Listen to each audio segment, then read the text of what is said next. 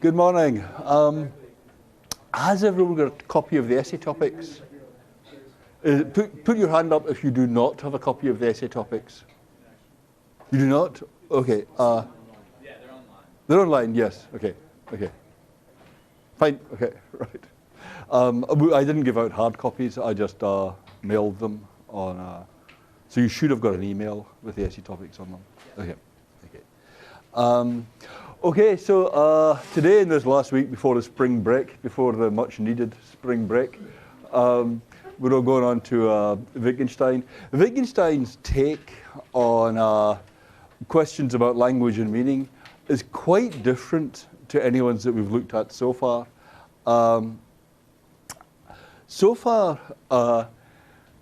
We've been concerned with people who take it for granted, really, that something like this is correct, that you specify the meaning of a sentence like la neige blanche by saying what has to be the case for it to be true. There's some deep connection between meaning and truth. Everyone we've talked about takes that for granted, so that in general, if you could have for a language a whole set of statements of the form S is true if and only if P, where the sentence that replaces P is a translation of the sentence S, then you'd have specified the meanings of every sentence in the language. Yep. And knowing the meaning is something like knowing the truth condition for every sentence in the language, associating the right truth condition with every sentence in the language. Right, you see that everyone's got more or less that picture so far. Descriptivists or causal theorists, they're both agreeing that what you want to know when you understand the name is what it takes for a sentence containing that name to be true. A descriptivist says that has to do with your knowledge of a cluster of descriptions. A causal theorist is saying, well, what that takes is for you to be causally connected to the right kind of object, or like Evan, something more complex in between. But everyone's got this kind of frame in mind. Yep.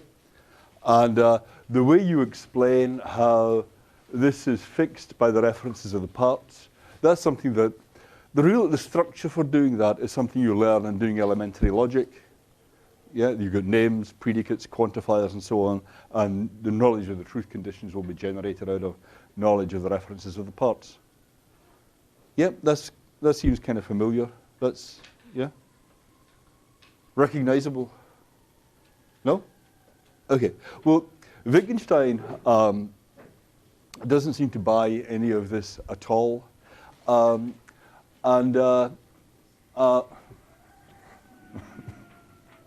ground moves beneath your feet, right? I should say, I just want to boost this Wittgenstein a little bit. Wittgenstein is one of the great writers in philosophy. Wittgenstein, in my view, is philosophy's Shakespeare.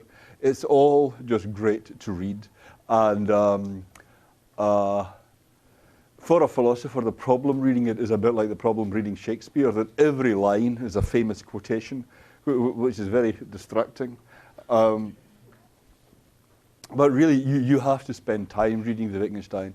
It would be, I mean, to do this class and not spend a while reading Wittgenstein would be like doing a class in Shakespeare and relying on the plot summaries you get in class. If you see what I mean, and never actually looking at the text. You really should take a lot of time into Wittgenstein. Isn't that right, Melissa? Right. Well, I think you should, yeah.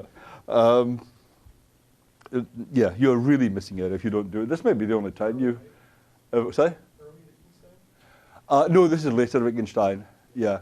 Early Wittgenstein is fun too, but it's actually a very different kind of thing. Yeah, if you're keen, we might look at some early Wittgenstein later on, but it's the later Wittgenstein we're concerned with right now. Yep. Okay, now, having said that, in this long central selection from the investigations that's in the reader, it seems to me that Wittgenstein has got just one point, and it takes a while to sink in, to grasp exactly what he's doing, and to see all the ramifications of this also takes a while. But I think there's one point that you can state quite simply. You can state it by, in terms of the question, what keeps us all together in our use of language? there's some sense in which we're all on the same page in using English. Yeah, more or less. You know, so sometimes you need to negotiate as to, but did you mean this or did you mean that? But by and large, we're all on the same page in using English. So the basic question is, how does that come about? How does it happen that we all use words in pretty much the same way?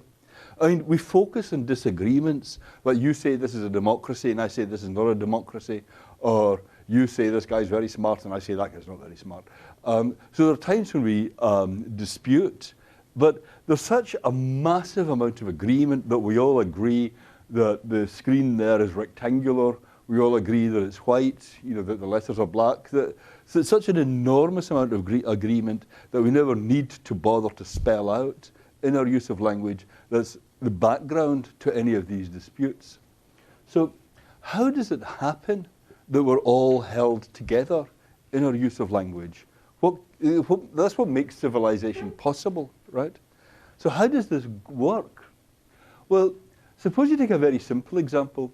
Suppose you're trying to teach a child the meaning of successor, right? The number after a number.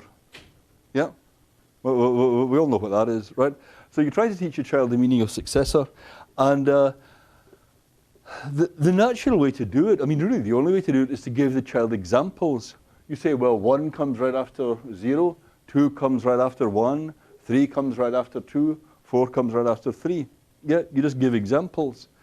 And one way of thinking of what's going on here is kind of like a brain teaser. I mean, suppose I write up this sequence, 2, 5, 26. Okay, what's the next one?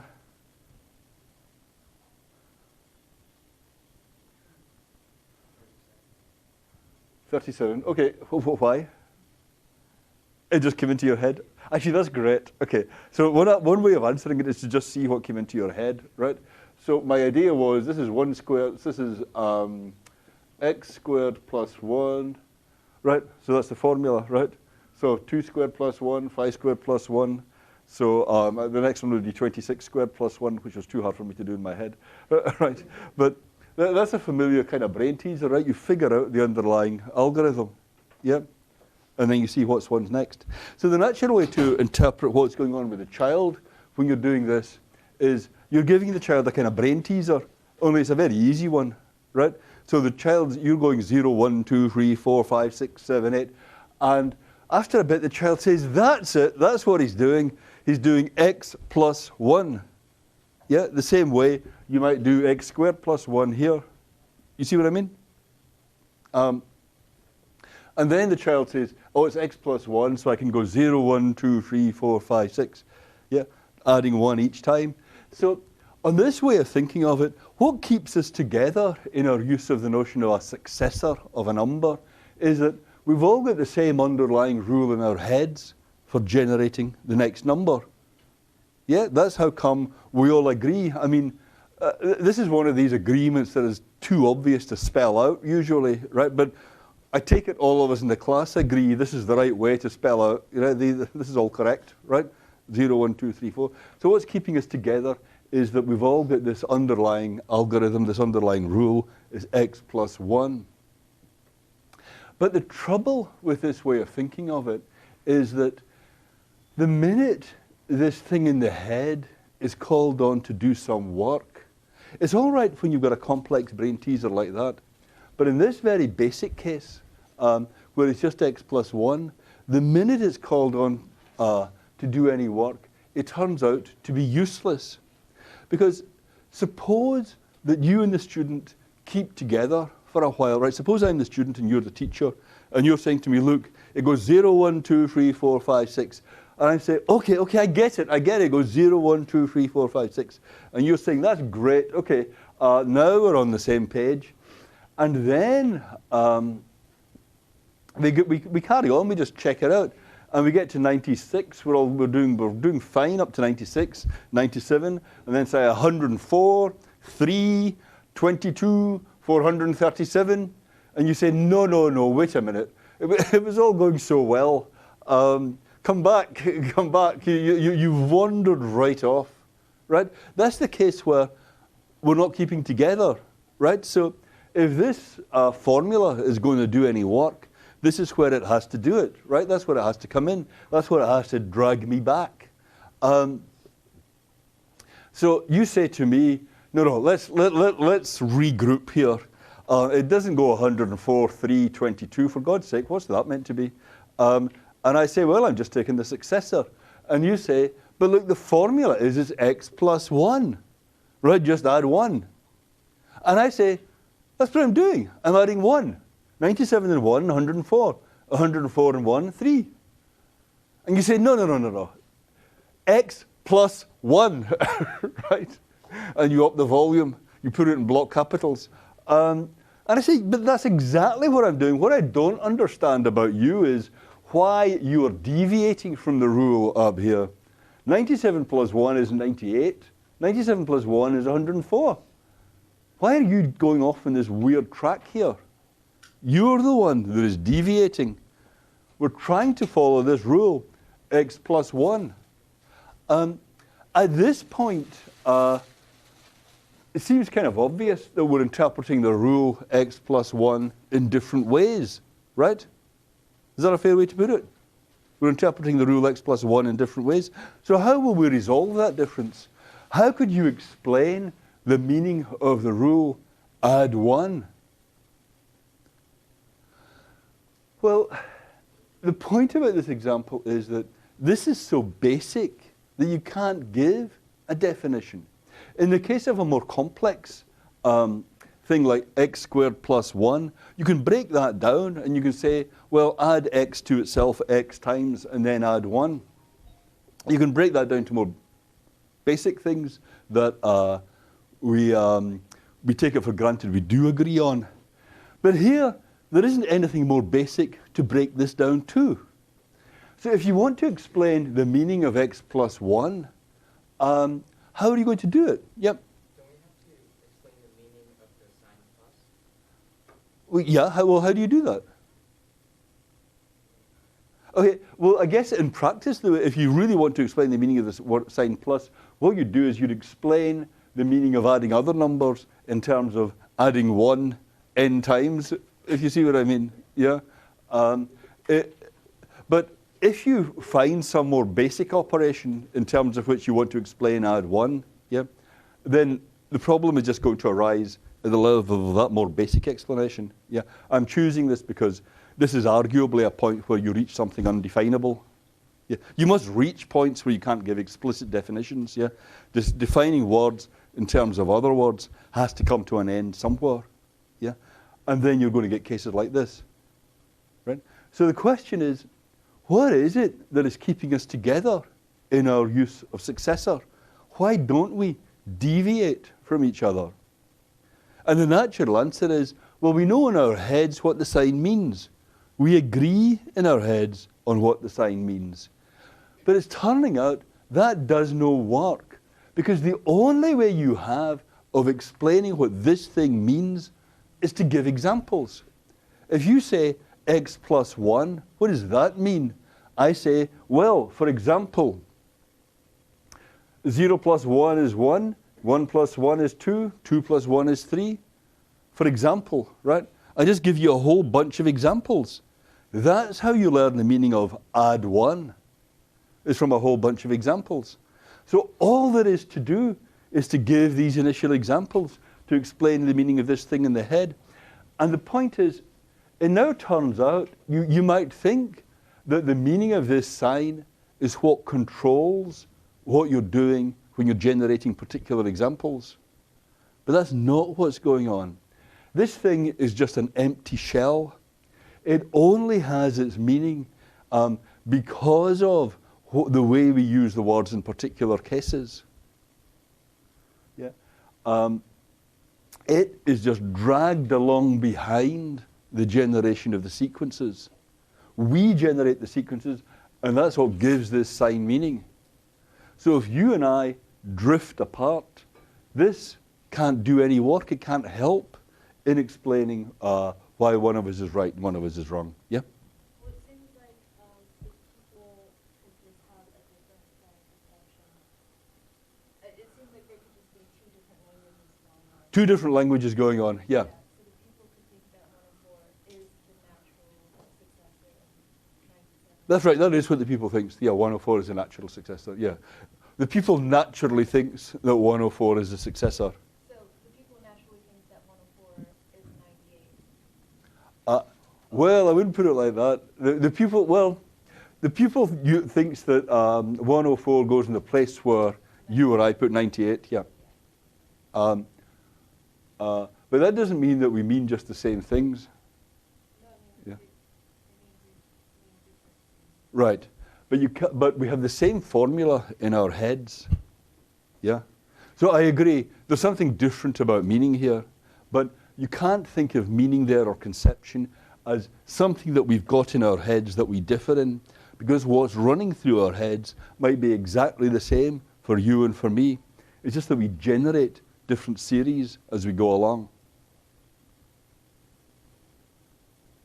So you might think, legally people talk about case law and statute law. Yes, statute law, where it's explicitly laid out in the books what you can do and what you can't do.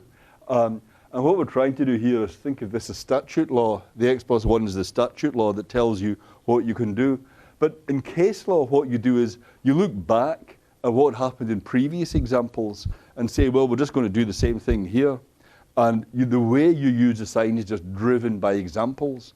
So in this kind of case, what you might try with your errant pupil is say, but look, here's what we were doing here when it was all going so beautifully, when you were going 0, 1, 2, 3, 4, 5, 6.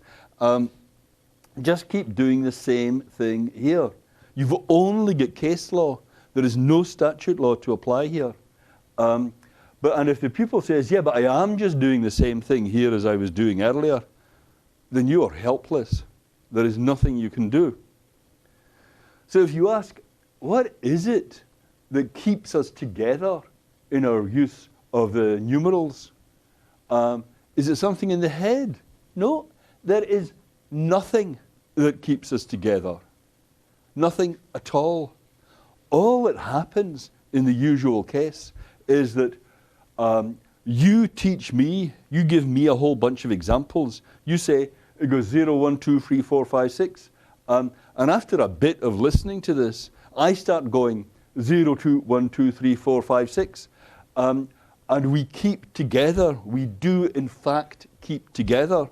But if you ask, what is it that's keeping us all on the tracks, that's keeping us all going in the same tracks? The answer is, there is nothing that is doing that. That's just the basic fact on which everything else depends, but there is nothing holding that in place.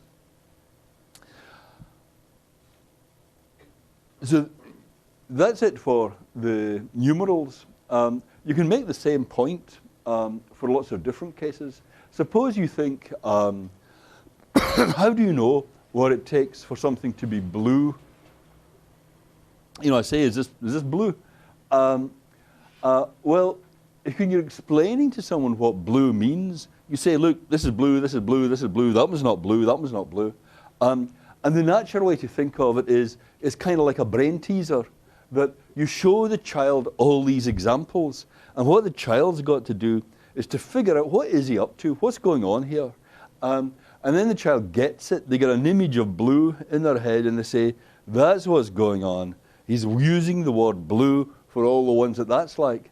And once a child's got that image of blue in their head to fix the reference of the sign, then the child can say, okay, so let me see, that one's blue and that one's blue, that one's not blue, and the child will use that thing in their head. Yeah? That's a really natural picture, but for the same reason as in the case of +1, this doesn't work. Because suppose that what happens is that you and your pupil come adrift. Suppose the child starts saying, you agree up to a certain point, and then the child starts pointing at the sky and says, that's not blue, points at the trees and says, they're blue. What do you say? What do you do? You say, well, you've not got the right image in your head, but maybe that is the image the child's got in its head. Yeah? You've got the same image in your head, but you're just using them different ways. What you need is some interpretation of what this image means, how you're to use it in particular cases. And the only way you can explain that is by reference to examples, by reference to the case law. So the image in the head can't do anything. I mean, Vic and Stein actually develops this point a little bit. He says, well, look, if I've got to summon up an image of blue, anyway, if that's what I've got to do, well, I've got to know. If you say to me, is this blue? And I say, well, I don't know, is that blue? Let me check with my image. And then I summon up the image. Then I'd have to be able to know that that was the right image I summoned up. I mean, how do I know it was the blue image I summoned up that I'm going to compare the external object with? Well, in order to know that it was a blue image I summoned up, I'd have to be able to recognize the blueness of the image. So how do I do that? Do I summon up a still further image of blue and compare that to the image I just summoned up and say, they're the same. But then I have the same problem with the second image of blue, if you see what I mean. At some point, you just have to accept people just can't tell that's blue, and that ability doesn't depend on anything else. So the ability to recognize the blueness of an image you're summing up so you can compare it to something, it can't be doing any work here. All that happens is that you say to your student, look, these are not blue, but that one's blue, and that one's blue, and that one's blue. And after a bit, the student starts doing the same thing, starts applying the word to the same examples, and that is all that is going on. There is no basis for you going on in the same way. You just do go on in the same way. So all that bit in the middle just drops out. Yeah? And obviously you can make the same kind of point for lots of cases. Suppose you take, how do you know what a cube is? From the examples? Well, what you do is, what's going on is, of course, you learn from the examples, but it's a wrong picture to have that you extract from the examples a mental picture of what a cube is and use that to define what cube means. All that goes on is you get the ability to apply the word cube to just the same things as I apply the word to. So again, the bit in the middle, the knowledge of what the sign stands for, just drops out. It doesn't do any work. I mean, again, because if we went different ways here, it wouldn't help to say, but your picture in your mind must be the same. Picture in mind might be the same, but we might go quite different ways in the way we apply the terms. Here's Stanley Cavell explaining what Vic and Stein's point is here. It's just such a thunderous passage this here. I want to read it to you. We learn and teach words in certain contexts. Then we are expected and expect others to be able to project them into further contexts. Nothing ensures that this projection will take place. In particular, not the grasping of universals, nor the grasping of books of rules, just as nothing ensures that we will make and understand the same projections. So when I gave my brain teaser initially, someone said 37, just on the basis of kind of gut intuition, right? That is the point. It's all like that. It's all just gut intuition, yeah? At bottom is always like that. That, on the whole, we do make the same projections, is a matter of our sharing roots of interest and feeling, senses of humor and of significance and of fulfillment, of what is outrageous, of what is similar to what else, what a rebuke, what forgiveness, of when an utterance is an assertion, when an appeal, when an explanation. Sharing all the whirl of organism Vic and Stein calls forms of life. Human speech and activity, sanity and community rest upon nothing more but nothing less than this. It is a vision as simple as it is difficult, and as difficult as it is, and because it is, terrifying. Okay, I think that's a very good statement actually of Vic and Stein's main point in these sections. Yep. I'm just curious as to why we don't want to say we extract like some image of a cube or Yeah. color blue or something,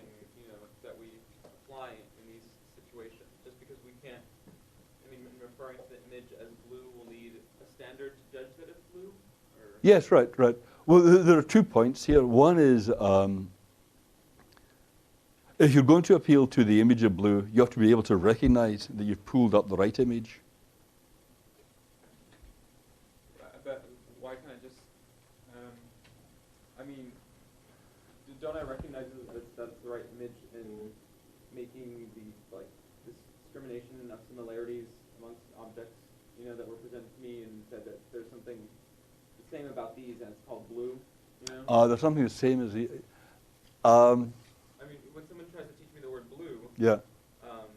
I would imagine that I do extract an image of what I think they're up to, you know? Okay.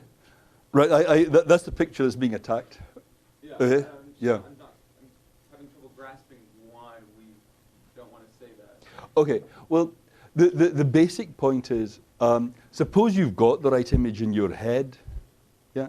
Does that guarantee that you're then going to apply the words to the same things as everybody else?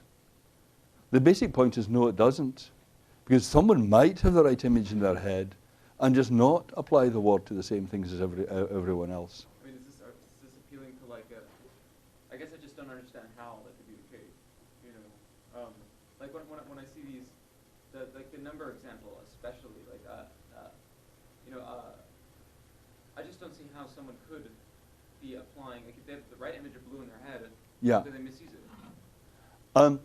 Okay, well, it's easiest to see if you think of a case in which the image has many aspects, right?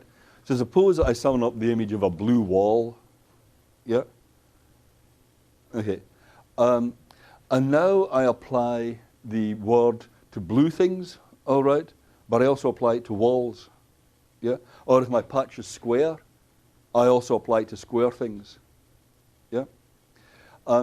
Now you might say then, if I know what's going on, I could say to you, no, forget about all the other characteristics of the image. Just focus on the blueness of it, yeah? But that requires that you already know there is what blueness is, so you can single it out in the image. I mean, a blue patch is also an example of a blue or green patch, or a blue or green or red patch, or a blue and it's not Tuesday and red and it is Tuesday patch. Do you see what I mean? The patch is an example of endlessly many different concepts. So you've got to be able to home in and say it's that concept that it's instantiating. But that requires that you already understand the concept. Your understanding of the concept has to be coming from somewhere else to allow you to interpret the image. Yeah? An image of itself is multiply ambiguous. Yeah, that did help a whole bunch. I mean, I certainly agree with this picture. I just didn't understand how... No, sure. No, this is good. This is very good. It's hard for me to know what I'm putting properly and what not. 1, 2, 2, 3. Yeah. I'm so confused. If you had a picture of like a blue wall in your head, Yes. I don't see that that's the same picture as like my understanding of blue. Okay. Well, tell me about your understanding of blue then. What's? Well, I can't describe it in words, but it's a mental understanding, but it doesn't involve a wall. It doesn't involve All right. I saw that was blue. Okay. Well, so it's just a blue patch. The same thing about the numbers. I still don't see that we could understand it. If we understand x plus 1 the same way, and we understand 104 the same way, I don't see that. There's any possibility of us coming apart? Right. Right. Either you don't understand what plus 1 means, or you don't understand what 104 Okay. means. Good. Let's go back to this. Lost it. Does this mean you don't have a blue image in your head? I'm saying what's in your head doesn't really matter, because suppose you take the x plus 1. What does it come? You say, well, if you and I understand x plus 1 in the same way, then we must use it in the same way. If we also understand 104 the same way. But like something That's right. I completely agree with that. But the thing is, it's not illuminating in the way you think it's illuminating. Because what does it mean to say that we understand this in the same way? What's the test for whether we do understand this in the same way? I understand and agree with the other point about how there's nothing holding it together, but I don't understand why you're Hang on to this one for just a second. What does it come to? Because the idea you're expressing is really natural, but what does it come to that we? How would you explain what it means to say that you and I interpret this in just the same way? No, but what is it? What is it that you can't know for sure? What are you talking about when you say we interpret this in the same way? Is it that we define it in the same way? Is there any way of saying what you mean? Well, that's why you can't know. You mean you can't say what you mean? You said earlier it's like a more basic thing. You can't define it in terms of other words. That's right. You can't. I don't think you can't. Without words. So then you can't really explain it with words. So it's getting a little bit elusive, right? The point is, there's a perfectly straightforward thing that we mean when we say we're interpreting this in the same way, which is we use it in the same cases. But then you would have to check into the limitations. That's right. There's no. That's right. But that's all it comes to, that we use this in the same way. Why is the meaning equal to the test to see that it's Well, what else could it be? There's nothing there for you to be talking about. I don't see why a concept has to be necessarily one way or the other. Yeah. Well, I don't see why the limiting using it in cases is better. there's a definition of mysticism as the point where you can just say, well, this is beyond words. Yeah. And if you say, well, there's such a thing as grasp of the concept, but really nothing can be said about it, then what? It's hard to know what we're talking about. The thing is that this is perfectly straightforward and down to earth. What's going on here?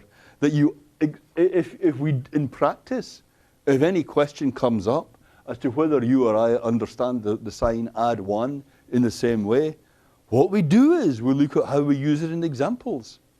That's all it comes to. And if I say there's nothing more to it than that, and you say, well, and you kind of point inarticulately, I don't know what you're talking about. This is the plain English, yeah? Because like concepts that don't have words are like lower levels than words that we can't have them. If we can't have definitions of words as individuals, then how can we define other words in terms of other words? It would be the same argument. Then I could say, well, basic words don't exist because we can't define them. Like a name can't exist. No, but that's not what I'm saying. I'm using this as an example that can't be defined. And I think it has a meaning. But what meaning you associate with it is only exhibited in how you use it in particular cases. Why are we necessarily defining it by how it's exhibited? I'm saying there's no more to it than that. And you say, well, but there is something more. Well, that's fine. All I'm asking is, what is that more? And then you say, but here here I can't tell you. Well, all right, but that's not what I'd call a theory. Right? That's just saying, I bet you're wrong. All right. But you can't say what you mean. That's the position you're reaching. I mean, it's fine to feel very strongly that there must be something here, but you have the responsibility of saying what it is. Yeah? And you can't just dodge it by saying, oh, well, I don't see why I have to explain what it is. Come back to this. This is really important. This is the thing. This is the idea that Vic and Stein is trying to get at, trying to attack. Yeah. So it's important to see that the view you're expressing there is not something to take for granted. Yeah. That's exactly what's being attacked. But it's a very natural idea, and that's why this is important. Yeah. This is the way we naturally tend to think about these things. Yeah. It looks like if, in order for us to correctly have a projection, Yeah.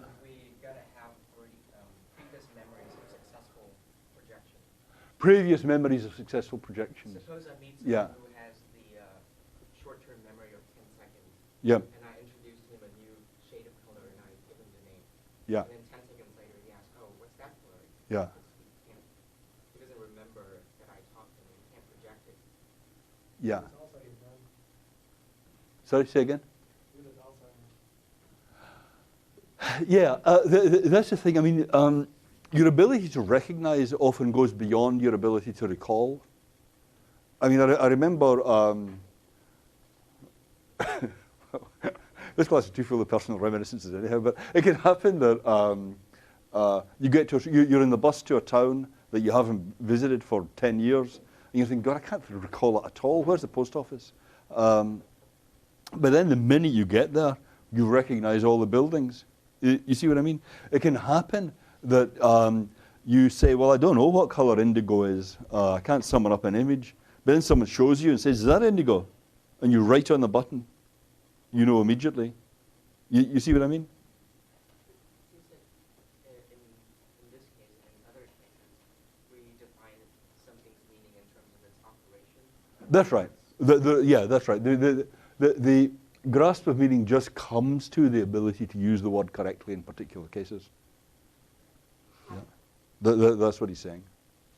Yeah. But there's no lasting sort of principle. Well, it's not by recalling what you did. That's right. This is important. It's not what you did by recall that you apply it by recalling what you did in previous cases, because you may have no recall.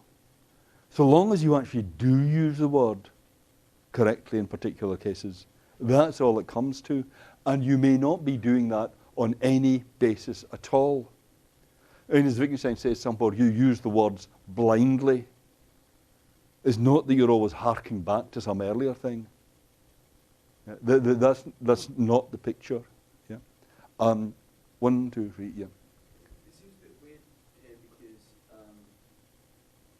I think you can give me a rule that I can follow without having given me any trial and error examples of how to use it.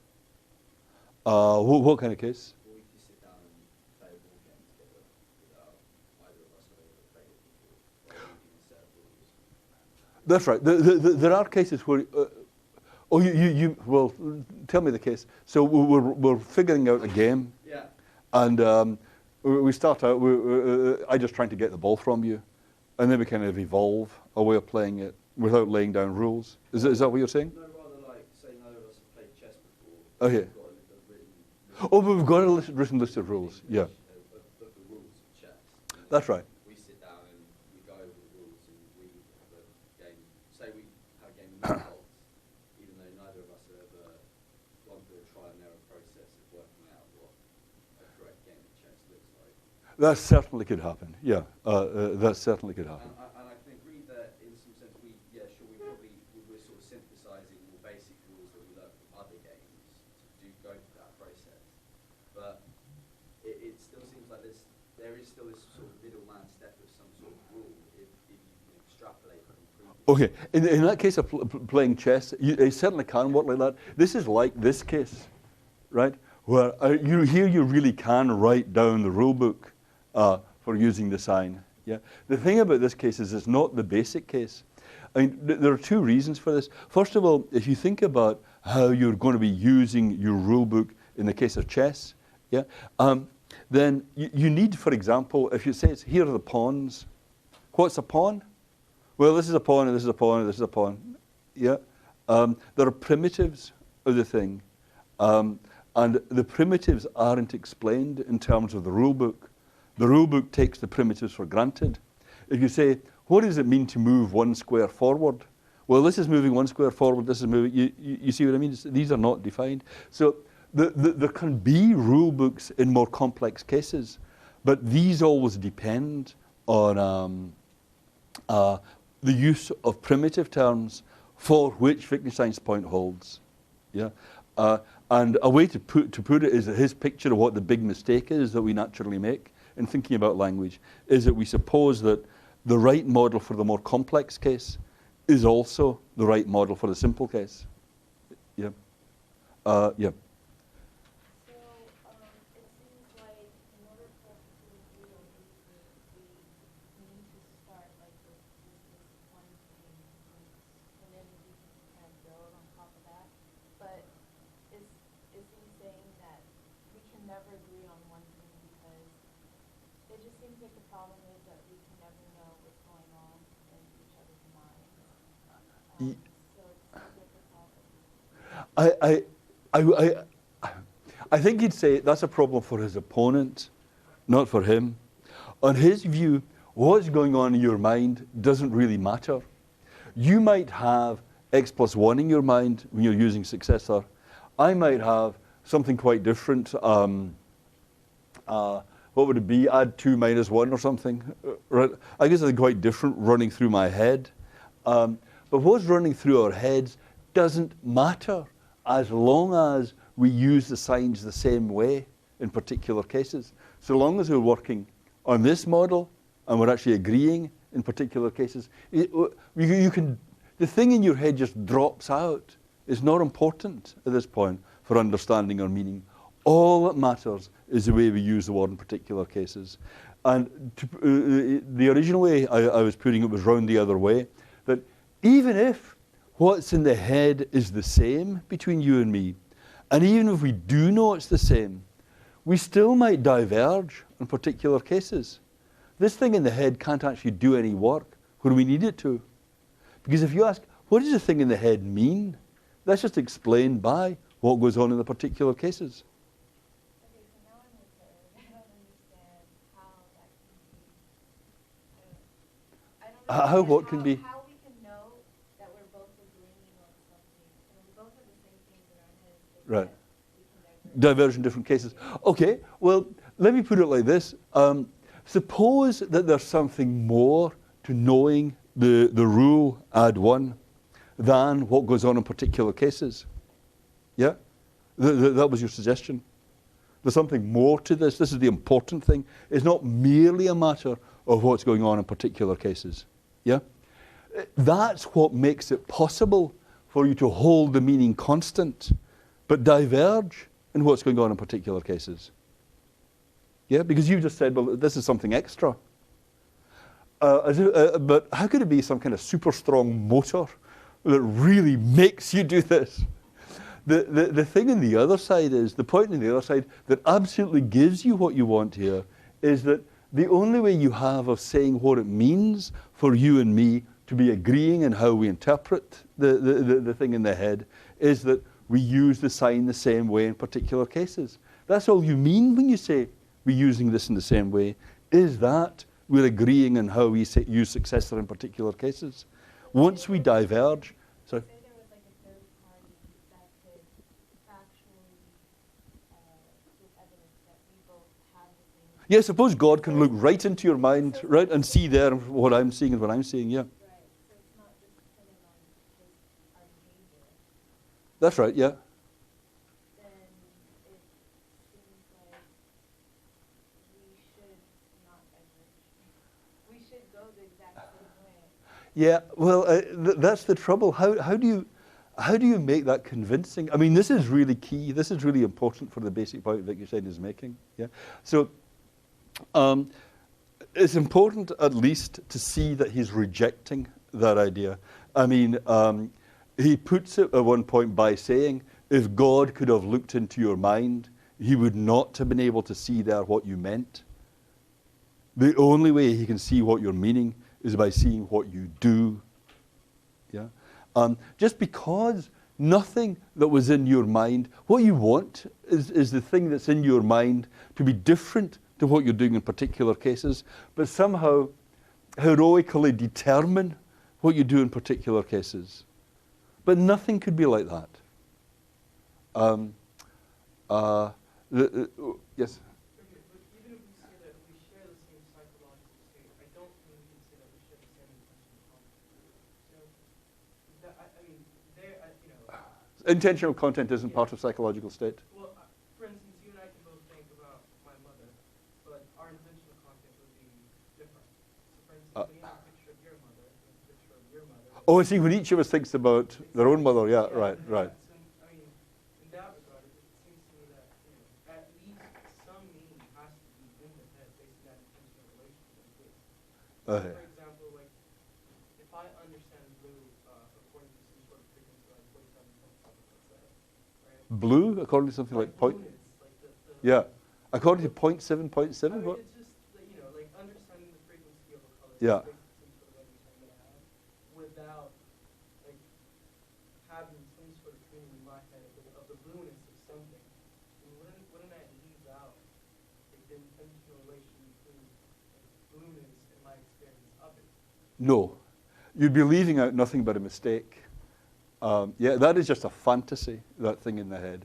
I actually think, very often in this class, I'm channeling some philosopher, if you see what I mean, rather than speaking for myself. But here I am both channeling Vic and Stein and saying what I really think is absolutely correct.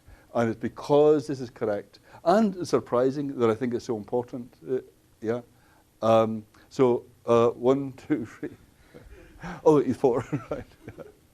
Okay, time is moving on, so give us all the sound bites, please. So could we argue that what explains our way of thinking out a thing in the world is the thing in our heads underlies a set of properties that relates to the thing in the world? Like, for example, triangles, the properties of three sides. Right. Or 180 degrees. Yeah. So if you have these wrong set properties, you would pick out the wrong thing, and that way we can explain the divergence between the way. That's right. Okay, you're thinking of triangle as a defined term here. Yeah. Okay, everything you say is completely correct for defined terms. That's like this case. Yeah. I'm thinking of cases where the meaning is just explained by examples, not by way of a definition. Yeah.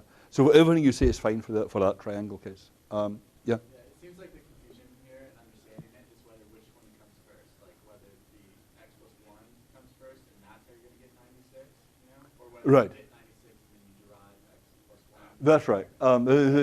That's a reasonable way to put it. Yeah. And I think like what you're saying, you guys, like you can understand how if in your head you're like, okay, it's x plus 1, how can you go from 97 to 104? That's thinking the x plus 1 comes first, but you can never have x plus 1 come first because the only way to explain it is in seeing the outcomes. And the outcomes are always going to be the number. That's exactly the idea. And Yeah, that's very the good. basic Yeah. case. But you could explain it using that because that's a more complex case. That's right. That's exactly the idea. Very good. Yeah. So for Yeah. basic cases, you just have to look at the output. You can never look at like the definition. That's it. That's it. Exactly. Yeah. Yeah. Okay. So if the meaning of x plus 1 is only defined by examples, That's right. I would argue that in order to fully understand the meaning of x plus 1, you would have to see every single example, which is impossible. Right. It doesn't happen. You wouldn't be able to extrapolate because all you know are the examples you've already seen. And there is something common between them. That's the meaning of x plus 1, not just how you use it. And my other thought was, in any given math class, there's people who like listen to the lecture, understand it, never study, and get 100% on every exam. And there's some people who just don't get it, go home, memorize how to use it, and figure out how to apply the tool consistently, and also get 100% on the exam. And I think that there is a difference between their understanding, and they could talk for a while until the person who understands it explains it to the person who doesn't, and nothing will change in how they apply the rule, but they'll say, I get it now. Right. There's a difference. Right. Okay. But both of these are very good points. The correct Wittgensteinian reaction to the first points is to say that just shows that the idea of fully understanding doesn't have to be explained in grasping, in having made infinitely many uses of the term.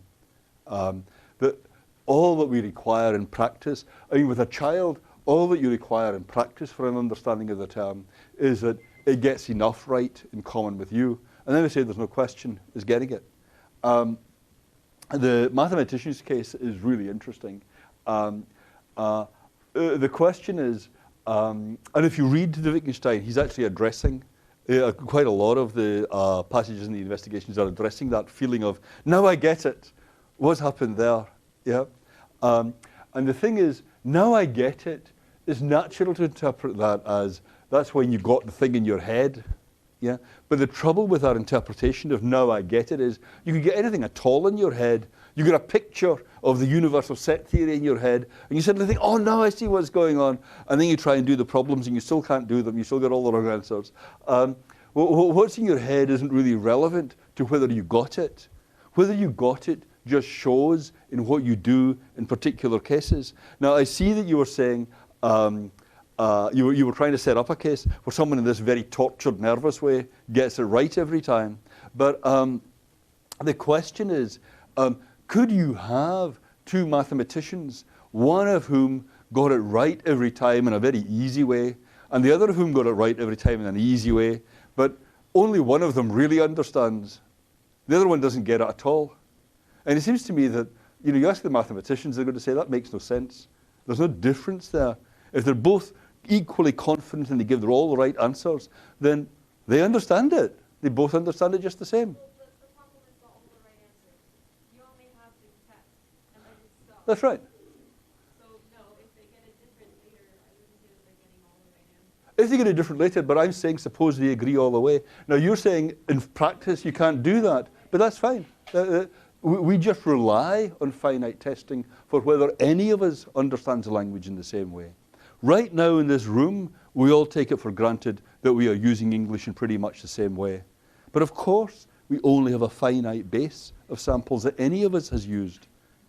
The point is, there is nothing underlying that. We take it for granted we're all going to go on in the same way.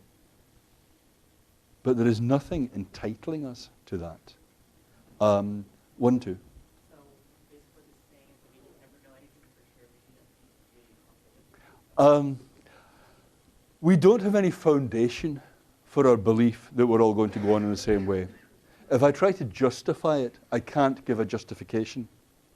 Nonetheless, everything else depends on it, and we have the right to take it that we're all going to go on in the same way. But not because it's something we can probe inside each other's heads and say, we've got the same bit in there. Yeah. We're just over the hour, so I guess we'll have to pack up. But that was great. That was really focused on the central thing. All right, so your task for next time is try and read the whole of that selection from the investigations. Yeah. I was just wondering